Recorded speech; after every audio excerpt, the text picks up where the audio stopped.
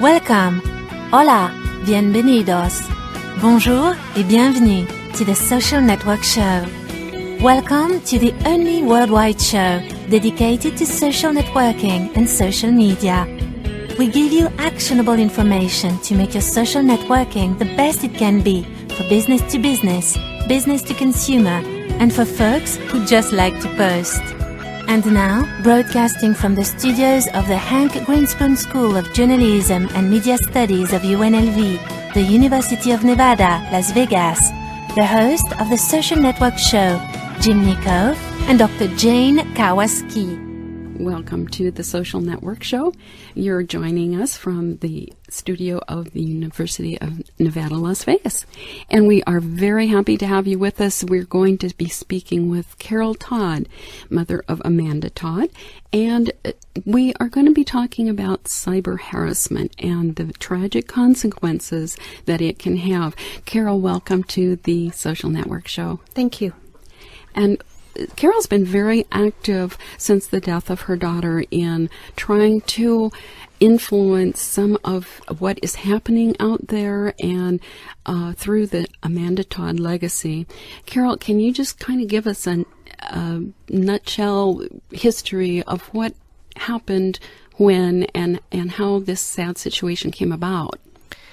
Well, I guess when Amanda was a very young teenager, she was 13, and she always had a passion for using technology. So she would find websites that even us as adults weren't aware that existed. She went on these websites and she found social connections, and she was talking to people, and she thought she was talking to people her own age, but ultimately we find out later that it was actually people that were much older than her. So as teenagers, some teenagers do, she got into some problems using social media, and she was convinced to flash herself, thinking that she was flashing herself to someone her own age. Unbeknownst to her, that person took a photo and kept the photo and kept up a dialogue, and in December of 2010 asked Amanda to show herself again. And I believe that Amanda, she had been suffering from the flu, so she wasn't on her computer at that time, so there was no response. So this person took it upon himself or herself, we don't know who it is exactly, to post a photo online. And so the photo ended up on a child pornography site, or a pornography site that has a lot of pictures of young girls. Could I ask you, this photo, so it sounded like this was like from a webcam. She was on a webcam. She was on a webcam. And so she did not actually take a photo and send it to someone. Amanda has never taken a photo of herself to send it. It was taken at the other end and sent out. And so there's a misconception there that some people think that Amanda took photos of herself to send off, and that wasn't the case. Okay. And so the photo was sent off, and it was also, the link of the website was posted on Amanda's Facebook page, and it was sent out to her Facebook friends. And through some source, it also ended up on my Facebook messaging. And I had the evening in December that I got it through my inbox. I opened it, saw it. I printed out and screenshot because I was going to go to the police the next day. It was about midnight or 1 o'clock in the morning that it was sent to me. And then at 2 in the morning, the RCMP arrived at my door to ask if Amanda was safe, because another parent of a friend of Amanda's that had gotten the link had seen it and reported it. And so that proactiveness is really beneficial. So in my thinking, if adults see things like this, they should always report it and not solely rely on their children to report it. because I think that law enforcement agencies do listen to adults better than they listen to kids. So the RCMP came to my door, which is in Canada, our Royal Canadian Mounted Police, which is our law enforcement in many cities and municipalities. Seeing if Amanda was safe. Amanda was at her father's that night, but it was just a good timing, because then I was able to share with them what I had seen, and I gave them the screenshots, because at that time with the police officer beside me, we tried to open the link, and it was the video, the picture was down.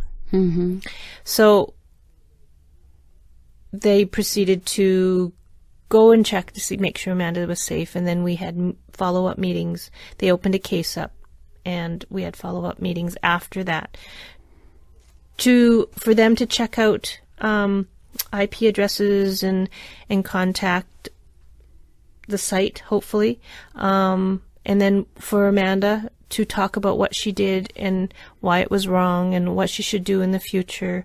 Those were all precautionary steps that were done. Now, I'm not sure if she really stayed off her social media.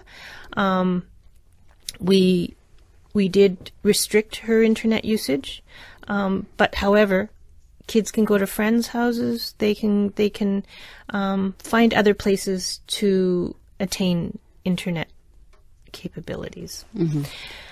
So that was the first step, and of course, with the picture being posted, and Amanda's 13 years old, it goes to her school friends, and it's Christmas vacation, and she starts getting messages on her Facebook, and that they had seen this picture, and people started name calling and shaming her, and she developed big anxieties about going back to school after the break. Yeah.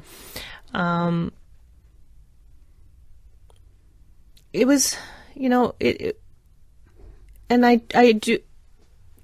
Kids do things without thinking, and this was the case. And if we could turn back time, if this had been just a one-time situation where someone posted and it was left to rest, then it would have been a better outcome, I think. However, this online person, about every 3 months for a year, kept coming back and threatening Amanda and asking for more, and she'd say no. Every time she said no, he'd repost. Every time she shut down her Facebook, we'd give her a break. And when she restarted her Facebook again, the person would come back. And I think what he did was he made I know there was one situation where she was changing schools, and the person made an alias Facebook page and would say to kids at the new school she was going to that he was going to be a new student there, and would they friend him so that they could talk, so that when he entered the school building in a couple weeks, then he would know some people, and he wouldn't feel so lost and isolated as a new student. And so kids being kids, and this is the other... Took him at his word and assumed that was going on. And so he had a whole list of friends, Facebook friends from the school, and that's what he used to repost the picture. So before Amanda entered as she entered her new school, that picture was already out there, which caused her more distress. And so, as I said, in a matter of a year, he reared his ugly head, I would say about 4 times. And we went to the police every time to see what could be done. And every time that happened, the real life peers would start the bullying and the cyber harassment of calling her, you're a slut, you're a porn star, and just it went on and on. So. And how many schools did she go to? She went to a 3 or 4. Oh, wow. And some of that was because she moved, right? She moved from my house to her father's house. Then her father moved from one city to another because he purchased a house, right? So those were moves that had to be done. And every move you think that there will be a fresh start, but with social media and the way things go, there is really not a fresh start unless you plan to move into an isolated town with 100 people with no internet. Right. Where is that? Also with us on the show is Jim Nico, my partner in the social network Intermedia. And so, Jim, if you have thoughts, please. I know what your thoughts are right now. How could somebody be so vicious and cruel to persist in something like this?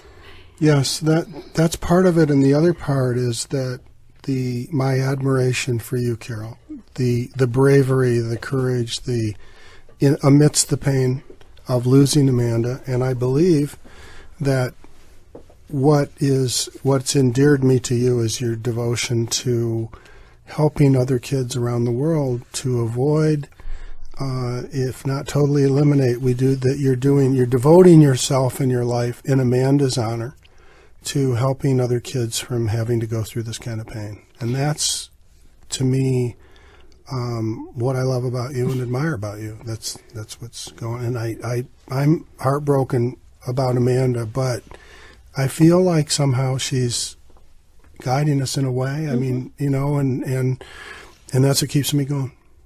I think Amanda's story is really diverse in terms of if you look at the chronicle of her story, you have an online predator, you have bullying in real life, you have cyber harassment from her peers, even people that didn't know Amanda in real life would cyber harass her, because once something's out on the internet through social media, it spreads like wildfire, as we can see from her YouTube video, which the night she died, she had probably the night before she died, she had 3,000 views. The night she died, she had 8,000 views. The next morning when we woke up, it was up to 100,000 views. And as it stands to date, right now, counting all the times that her YouTube video has been reposted, we're probably at 28 million views of her video. Oh, and so that's how fast that the networking occurs. So it's great that, social media was used for us to transfer information in a positive way. Unfortunately, it's been used to transfer information negatively. And so we have two instances where her YouTube video to send a message was a positive one, and it's gone to 28 million viewers. The pictures of Amanda posted is a negative way, and it also has reached out internationally too. So there's two instances where two kinds of uses of social media. We're going to go into that a little bit further coming up next. And thank you, Carol Todd, for joining us with her thoughts of her daughter, Amanda Todd, and the Amanda Todd legacy. Questions? Comments? Email us at questions@thesocialnetworkshow.com. We'll be right back.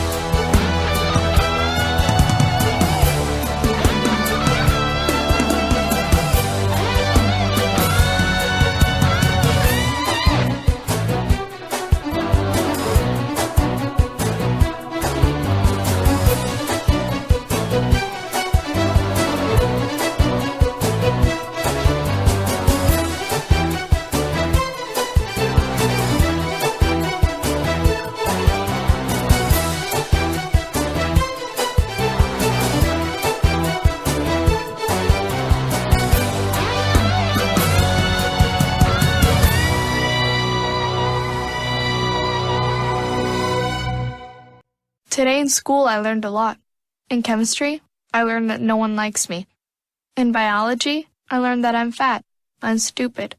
In English, I learned that I'm disgusting. And in gym, I learned that I'm pathetic and a joke. The only thing I didn't learn in school today is why no one ever helps. Kids witness bullying every day. They want to help, but they don't know how. Teach them how to stop bullying and be more than a bystander at stopbullying.gov. A message from the Ad Council. Now, back to the Social Network Show. You are continuing with the Social Network Show and our fascinating conversation with Carol Todd. This is Jane Karwoski, Dr. J, and Jim Nico is with me today.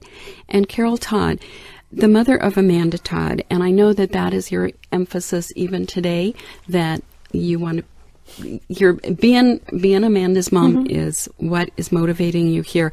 You had just been telling us about how essentially, I think this is what I've heard called a cyber mob.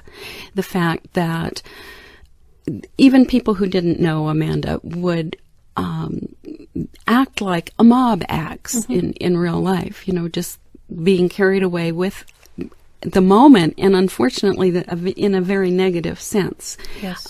being egged on or whatever.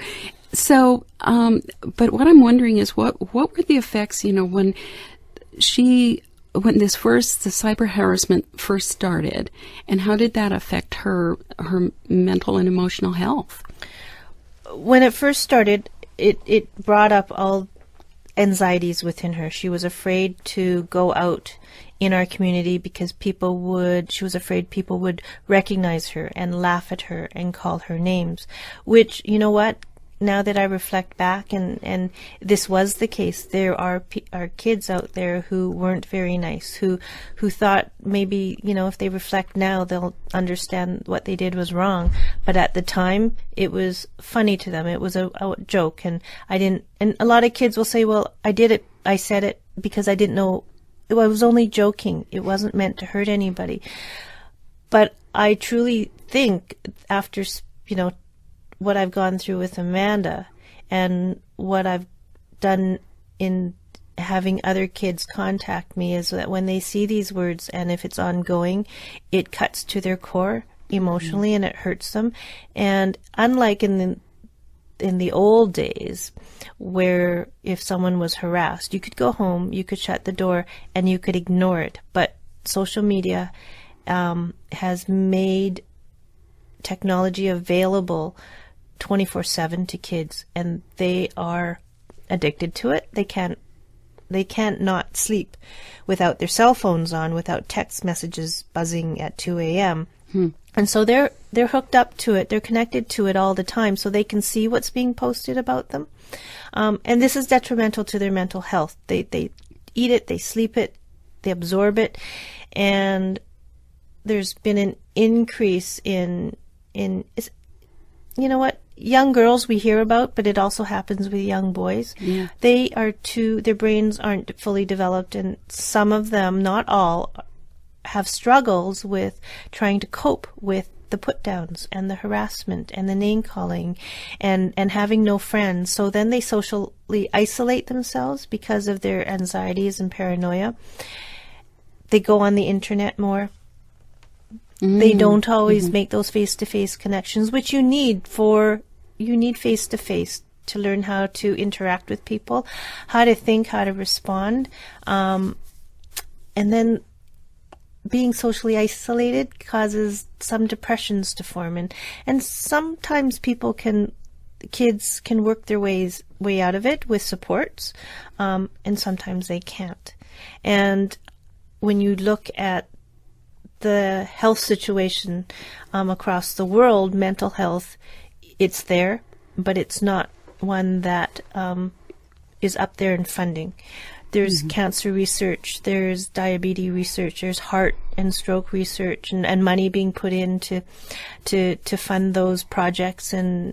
But when it comes to mental health, it's still stigmatized, and so not enough people rise to the occasion to say they have a mental health. They don't want other people to know, so the numbers probably aren't justified, and so they're not getting all the supports that they need to help them. Or there's wait lists. So if you take a child into the ER and they have a broken arm, they get looked at and fixed right away. You take them into mental health problems, or they've self-harmed themselves, or they need more help, and they sit and they wait. And quite more often than not, the recommendation is, you need to go back to the doctor. Here's a referral to see a psychologist. But unfortunately, there's a 6-month wait list. So when you talk about mental health and you talk about self-harm and you talk about all those things, 6 months could be too late. It's ridiculous. Yeah, that's a ridiculous and so time. I can't say Amanda had care through mental health and for all her disabilities. So she had a lot of supports, but there's lots of families out there who even that is having not. It. Yeah. It's a big system to wend your way through, and when your family's already in upheaval due to what's going on, and then you're trying to field your way through a bureaucracy. Yeah, it's hard. It's really hard. So I feel for all those parents. So when we talk about the Amanda Todd legacy, the two main things right now that I'm really concerned and want to focus on is the cyber harassment and the mental health concerns that it can cause. Mm-hmm. When you're discussing that, you related the situation of having no friends or being made fun of and everything. How could that not make you feel bad and horrible and not want to subject yourself to that by going out the door or going online? Yep. And so I have to explain also in Amanda's final YouTube picture, the final one with the cards, right? And she said, "I need someone, I feel alone." And people jumped to the conclusion that no one at home, her family wasn't responsive to her. But that wasn't the case. I think it was teenage stuff, right? Yeah. Well, let me ask you this. Was there anybody that came to her defense? Was there anybody that got in there and said, "Stop being such jerks," and no one? No. After the fact, after she died, yes, but not during. So young people and children are, boy, I don't know, does this mean that there's this fellow feeling of compassion that just is absent in their hearts and minds? Or is it that they're also afraid? I can understand fear being, it's always hard to stand up against bullies, but gosh. This is the hardest part, but in human nature, since the beginning of time, from philosophers, metaphysicians, scientists now, sociologists, psychologists, everyone has been, it's one of the big questions in philosophy of all time is human cruelty. Yeah, and you know what? When we talk about people who bully, and I don't like labeling bullies as bullies. Individuals exhibit bullying behaviors. Exactly, yeah. Right? So, and so the behaviors are learned, because when we're all born, we're born on a even slate, and we acquire personalities, and we acquire activities, and we acquire how we're going to interact with people. So there's a thought that people who have bullying behaviors have learned it from somewhere, and they're not totally happy people themselves, and they do this to promote their own, to compensate for something that they're missing, or to make themselves feel stronger, or feel that they're doing something. Unfortunately, what they're doing is negative behavior that's hurting someone else, but they don't get it. It's just like back in the psychology days where we learned about the man of the house that comes home after having a bad day at work, and then he yells at his wife, and the wife yells at the kids, and the kids go after the dog, and the dog goes after the cat who eats the fish, right? And so it's a pecking order that keeps coming down. And so if we only taught people how to be kinder and more respectful, maybe some of these behaviors would decrease. I don't know if we'll ever solve the issues of bullying and eradicating it, but we can certainly work towards decreasing it, and that's where the kindness and the respect would come into play, and that's at a very young age. one thing that is different, you mentioned earlier the old days. And the old days when I was in school, we talked earlier before the show, Yep. there were times, there's always been bullying and et cetera. But the thing that has radically changed now, Raffi talked about it, Sandy Garasino talked about it, Exploitation News is talking about it. It's the amplification of this. My gut tells me that if we can slow down through our association, our work together as a team, the amplification of the crime. It is what you said earlier is so important, and I think it's the key. It's the turning point. One thing is to have a bad experience at school or anywhere, online, but it's the continual battering, the never escaping it. In other words, that's what's different. Okay, very quickly. In the past, when I was bullied as a kid in grade school, it didn't go on long. It happened on the playground. Kids laughed at me. The nuns didn't notice it. Mm-hmm. I got through it. But it didn't go home with me. It wasn't on a phone. It wasn't on a computer. It wasn't next to my bed where I was being texted about it. There were no pictures on a television screen or a computer screen. That is the amplification. The amplification we're trying to stop. And Carol, what would you say to people who would say, well, just turn off the phone. Don't go online. How does that go over with kids? It doesn't work because technology is so rampant that it's like an addiction to kids. I think young people, their brains are rewired for using technology, and that's where it's that instant gratification. And this is what technology has given, is that instant gratification of answers back and forth. I know that teenagers now, girls they all want iPhones because you can do a group chat, and they all decide what to wear in the morning via group chat, right? And so trying to take this away from them doesn't work, and it puts them more into a depressive mode. If I had taken Amanda's technology in the last, say, 6 months of her life, if I had taken it all away from her, it would have thrown her into a spiral even more. The thing we have to do is, if technology is a problem, as adults, we need to monitor their safety. We can't take it away. We wouldn't take away our stuff. Like, think of yourself as a professional and someone took away your phone. Mm-hmm. If we don't want it done, then you think about the kids. However, some people do say you should just get your kid off social media, but that media is still swirling. Mm-hmm. Doesn't matter if your child's on it.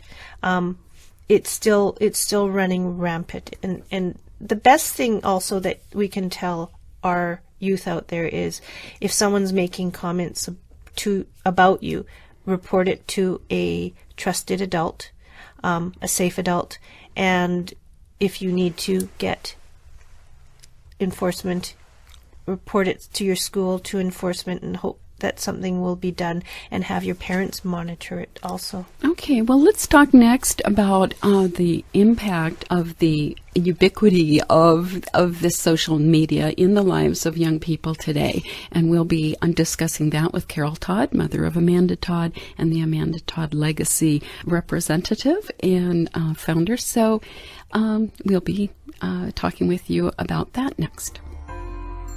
Want to be a guest on the Social Network Show? Email us at guest@thesocialnetworkshow.com. We'll be right back.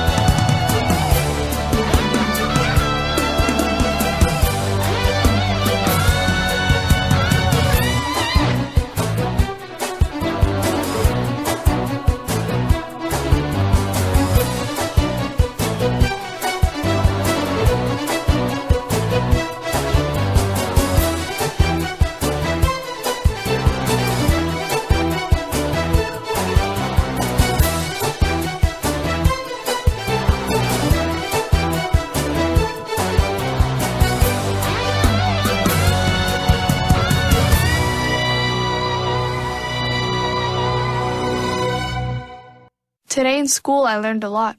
In chemistry, I learned that no one likes me. In biology, I learned that I'm fat and stupid. In English, I learned that I'm disgusting. And in gym, I learned that I'm pathetic and a joke. The only thing I didn't learn in school today is why no one ever helps. Kids witness bullying every day. They want to help, but they don't know how. Teach them how to stop bullying and be more than a bystander at stopbullying.gov. A message from the Ad Council. Now, back to the Social Network Show. This is Jim Nico on the Social Network Show with Carol Todd, Amanda's mom, and Dr. J. And I'd like to dedicate this show to Carol Todd, who is really, in my opinion, one of the world's top innovators for child safety. Dr. J? Okay, we have been talking about the way social media has become another dimension of life for young people today. It's almost as if it's another sense. And if you were to say, well, just blindfold yourself or your child, or that would take away their sense of sight, it's that serious. It's that major a part of their life. So what kinds of social media are the young people really enthused about these days? Well, when Amanda, I think about 3 years ago, Facebook was probably one of the major players in the social media network because it was out there, kids were on it, it was easy to get onto, even though 13 is the age where most of these networks that you can be on, you should be at least 13 years old. I've seen that there are lots of kids younger on these social media sites, not only Facebook, but we talk about Tumblr, we talk about Instagram, we talk about Ask FM. These are the ones the kids are using now. I've heard from older teenagers that they're finding Facebook a lot of work to maintain and upkeep and keeping up with the feeds and everything. And so they have steered to Instagram, where they can post their pictures and selfies, as we call them, and what they eat, and because it's quick and easy. And also kids are using Twitter to communicate some of their thoughts, and Tumblr to blog, and Ask FM is a player right now with kids. However, through messages that I've been getting from parents and articles that I've seen around the world, and even locally in my city of Vancouver, BC, Ask FM is not... There's lots of questions related to that social media site, for the reason that there can be anonymous posters, and these anonymous posters are asking questions that are quite they're on the fringe of harassment, sexual harassment, and even to the point where people who post on Ask FM are telling kids that they don't like to die, and why don't you kill yourself? How long will it be? And when you have fragile teenagers these days, those aren't, in no time are those the appropriate questions to ask. But you add it to someone who's already fragile, it just escalates the emotional well-being of that person. So I think Ask FM is based out of Latvia in Russia. There's been deaths associated with kids using the site. There is a button that you can click so that you don't receive anonymous questions. There's many kids out there who choose not to click that button. And they answer those questions. And the barrage keeps coming. And so, as much as there's some safeguard measures out there, and as we said, social media sites, when they're developed, they were never made with children in mind. With children in mind, but I don't think that anyone who is of sane mind and soul would actually make a product that was going to be used to harass someone to the point of telling them to die. So However, when those things come up, there should be, I feel, in my own personal opinion, there should be somewhere there's a filter where those things shouldn't be allowed to post if certain words are written. And you can't have humans checking everything. I don't understand why a computer program can't be developed to filter things like that. Well, so I'm now, sure they have been, and it's a question of, are they being used? And that brings up a good point. We've talked about what parents can do, what kids can do, but it's a systemic problem. There is something, many things that need to be addressed within the technology itself. Yes, and this isn't just a problem that's in the United States or a problem that's in Canada. This is a global problem. Absolutely. It's worldwide. It's international. There were just last week in the newspaper, in the news media, there was a story coming out of Sweden where 2 teenage girls, one age 15 and one age 16, have just been criminally charged with cyber harassing about somewhere between 60 to 80 other young people. And through with the police, and they found out who the identities of these 2 girls and everything that they had posted, and so there are natural consequences that come with that. And so that was Sweden. That was way over in another part of our world where this problem is, and that was with, I believe it was posted on Instagram. So we need to carefully monitor what kids are using and how they're using it. I don't think, and what the technology actually is, and who is promoting it. I think, like you said, you can't imagine anyone in a sound mind doing this, but there are wicked people, there are mean people, obviously, and many of them are very brilliant in technology. Well, you talk about analogies, right? And so if you have a city and they build sidewalks and there's a crack in the sidewalk and someone trips over it, well, they go back the next day and they'll fix it. And so with these social media sites, obviously there are little cracks in it. So those cracks need to be filled so that we can make a safer environment for our kids out there, for young people. And it's, we say kids and young people, but it's also adults, young adults and adults too. So it's a safe environment for everybody to use their technology without having to add that added stress of what's being said or how I'm being portrayed. Because once it's on the internet, it becomes a digital footprint. And we try and tell young people today that digital footprint can follow you after you graduate from high school and you want to go and apply for scholarships at universities, or you want a job. Well, employers and universities are now searching names out, and they'll find something that you did when you were 16, and it could hinder your ability to future develop yourself. Right, it's reputation management, and that's a whole sub-industry that's crept up. Once it's there, it's there. And, well, a lot of times because it's been gathered by data aggregators, it may not end up being accessible anymore, but they have the data, and like as in the case with making screenshots and so forth of what's gone on.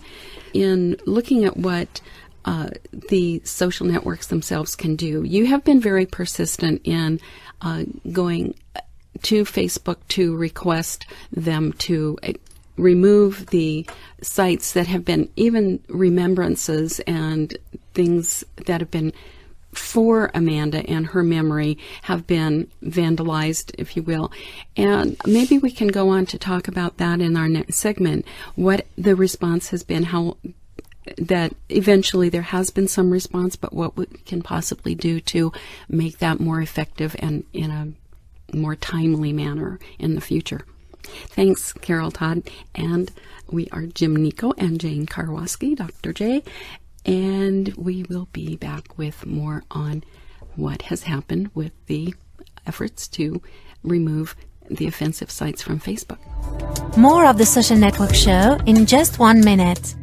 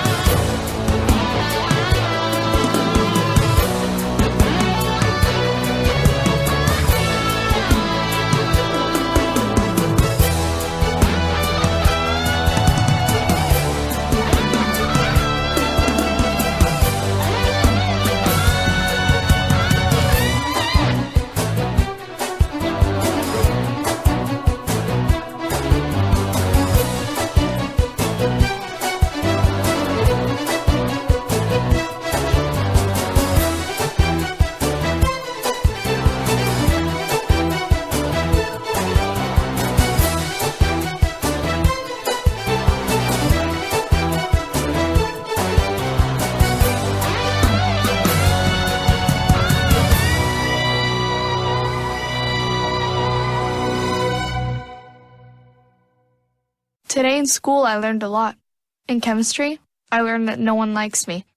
In biology, I learned that I'm fat and stupid. In English, I learned that I'm disgusting. And in gym, I learned that I'm pathetic and a joke. The only thing I didn't learn in school today is why no one ever helps. Kids witness bullying every day. They want to help, but they don't know how. Teach them how to stop bullying and be more than a bystander at stopbullying.gov. A message from the Ad Council. Now, back to the Social Network Show. We're talking with Carol Todd, mother of Amanda Todd, and she is telling us about the cyber harassment that eventually resulted in her daughter's suicide. And we appreciate you very much sharing your thoughts on this and what has happened. One of the big issues was pictures being posted to Facebook pages, and you persistently tried to get those removed. Tell us a little bit about how that happened.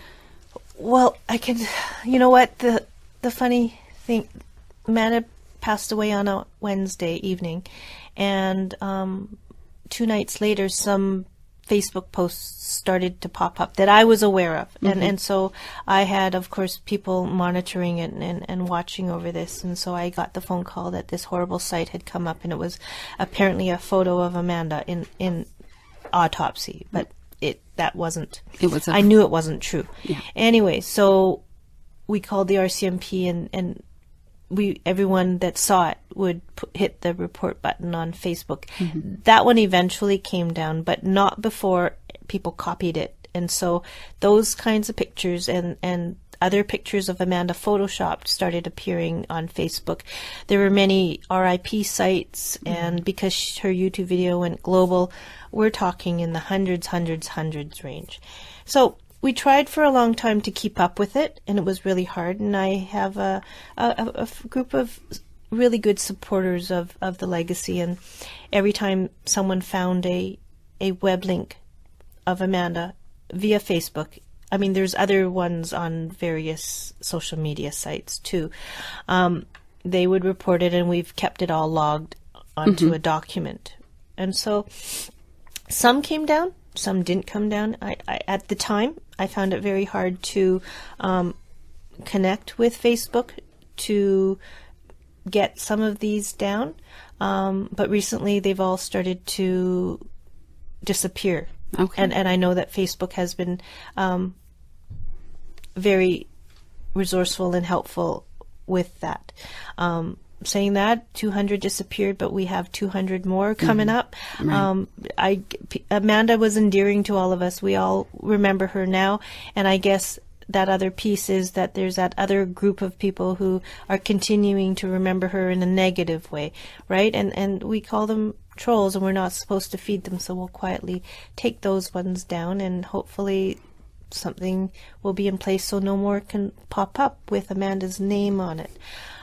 Imposter sites, people pretending to be my daughter or even pretending to be me after her death, came up on Twitter, and it was really funny. I've never experienced it, and it was a couple days after Amanda's death, and I'm on Twitter. I've had a journalist with me, and we were monitoring what was going on, and there was a site popped up, and it was Carol Todd, Amanda's mom, and whoever was at the other end of the site was actually answering, and we were watching the feed, and someone would say, "I'm sorry for your daughter's death," and this person would go, "I miss her so terribly, she was a wonderful girl," and we're looking at this. It wasn't so hard to get it down on Twitter, except that they wanted legal documents faxed to them and things like that. It took a while, but it did eventually come down. Mm-hmm. But those are the things that happen that aren't right on social media. So, right, and there's an issue that we haven't talked about yet either, and that is the bystanders. That there are bullies and there are the people they go after, but usually there's a great majority of people who maybe are witness to this, or they hear it or they see it and just figure, well, that's not my issue. We have to, I think if you want to talk about it in a visual sense, because here we are on radio. So you think of 100 people in a line, and you might have 10 of them at the beginning who are the ones who are bulliers, the ones who have the bullying behaviors. And at the end of the line, there's the 10% that are victims. In the middle, we have 80% left. That's 80 people. And those 80 people are what I would call the bystanders. They can see what may happen to the victims, or they can see what happens when the person with bullying behaviors goes after the victims. But lots of times they say nothing. So if we could encourage those bystanders to speak up and be strong and support the victim and stand up for the victims, maybe that would get the 10% that are bullying to be quiet and to learn better. Because now you have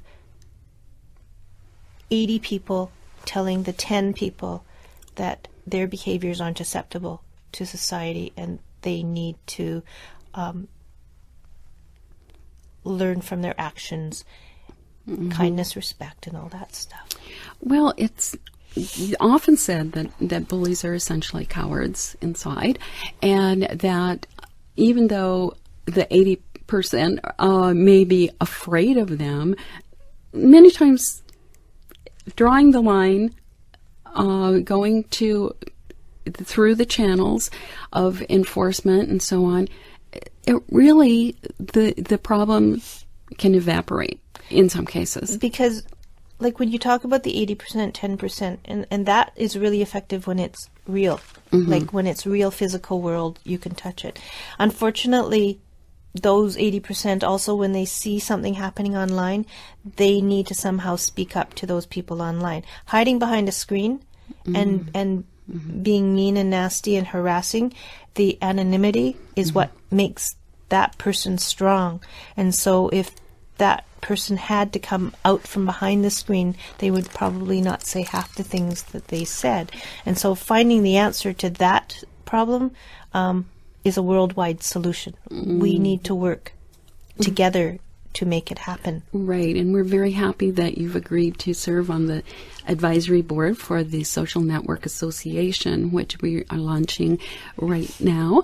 And the whole idea is to provide a platform for social network owners, operators, managers, and so forth to get together to develop best practices, set standards, and every industry has a trade association to set standards for the industry. And so I'm hoping that will be a motivator, a catalyst to develop that with those that are developing the technology and using it, and that have a profitable business from it.